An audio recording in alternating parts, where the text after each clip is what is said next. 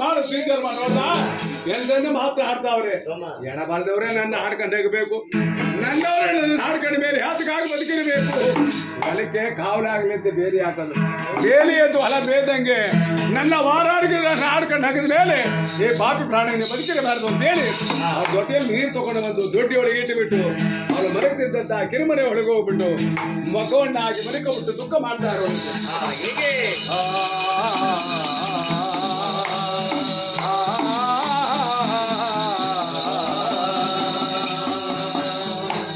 ಎಲ್ಲಿದ್ದಯಪ್ಪ